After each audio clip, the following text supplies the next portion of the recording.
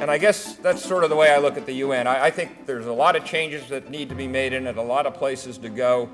It's certainly at its low point, but I think it's worth trying to make it better. And hopefully out of the conference today, and we'll hear from the European view, we'll hear from others, that we'll get a really broad look of this whole issue, and if there is a chance to make it better. While I have serious reservations about the United Nations and the way it functions, I do believe that the United States needs to remain engaged.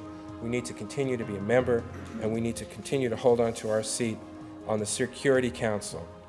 I think we should seriously look at reducing funding and reforming many of the internal processes of the United Nations, and in particular, we need to address the decidedly anti-American, anti-democratic, and anti-human rights postures that body has assumed in recent years. But democracy does take place at the UN. Non-democratic tyrants who do not share our values have the majority of the votes. And this is an example of democracy that was once described as what happens when you allow democracy to decide what's for dinner, and 2 wolves and 1 lamb get to vote. Ladies and gentlemen, we can't allow ourselves to be outvoted out of our principles and the things that we believe in, let alone our national security. And I wonder if America would be willing to work with or for such a scheme within the United Nations, rather than say, we will do preemptive strikes, and this will be up to us, up for us to decide, because then the Europeans fear, what if anybody else would use the same right for preemptive strikes? It simply makes sense to me to work through the United Nations whenever possible. Indeed, it's the only way to address comprehensively the myriad problems facing the world. At the same time, the United States would not and should not ever give up its right to act alone. But those cases should be the exception rather than the rule. I think if you're going to use unilateralism, you have to use it with a light touch. You have to be more politically skillful than that. There are ways of practicing give and take and negotiation and compromise which allow you to preserve essentially a unilateralist strategy while still giving the appearance of listening and receptivity. We need to lead the way in creating new international institutions or a forum that better addresses ours and the world's needs. Alternatively, we must strengthen the existing international institutions and make them more relevant if there is no other way.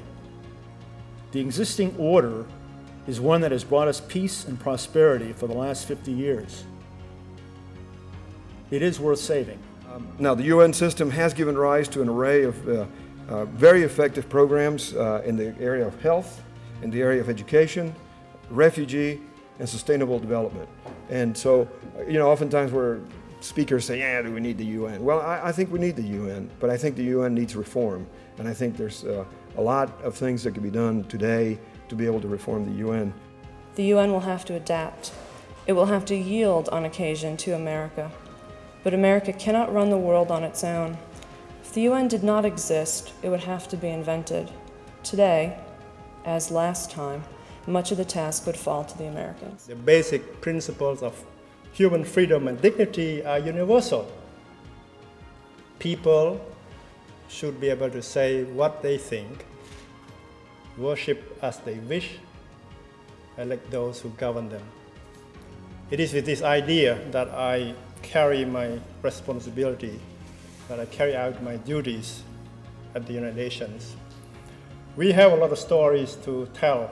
We are the leader, we are the largest leader, the largest donor to all United Nations humanitarian assistance programs. There are only 2 things that can destroy what our nation has and will take us the way most other countries have gone. And the first is apathy. People not caring, just not making any difference. Whatever your opinions are, I got something else to do, forget it. And the second is lack of education, lack of understanding of the issues. What we try and do here is not tell anybody what to think, but we try and lay it out and let people make their own minds up. And if we have those two things, that this country will never change.